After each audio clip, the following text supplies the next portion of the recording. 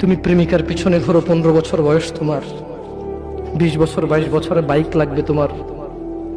তোমার বাবা বিয়ে করা সত্ত্বেও সে তার যৌবন কাটাতে পারেনি তার বউয়ের সাথে, মানে তোমার মায়ের সাথে, তোমার জামা কাপড়ের ব্যবস্থার জন্য।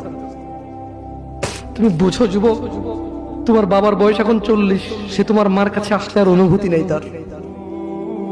তার শক্তি কমে গেছে। তুমি বুঝবা না যুবক। 15 বছর বয়সে তুমি যত উত্তেজিত, তোমার বাবা 30 বছর বয়সে এরকম ছিল, সে আসতে পারেনি। তুমি পড়বা বলে, তোমার স্কুলের ফি লাগবে বলে, that much he loves you. তোমার বাবা তোমাকে এত ভালোবাসে। জি, তোমার এই খারাপ বাবাটা যে তোমাকে বাইক নিয়ে দেয়নি। তুমি নষ্টামি করো, মেয়েদের পিছনে করো, মোবাইল রিচার্জ করে দাও মেয়েদের, তোমাকে যে ডেইলি 500 টাকা করে দিতে পারে না। এই লোকটা যদি 60 বছর বয়স পায়, তার জীবনের 20টা বছর সে এমন 20টা বছর, যে 20টা বছরে সে হাড় ভাঙা পরিশ্রম করতে পারত, করছেও, তোমার মায়ের দেখা সে পায়।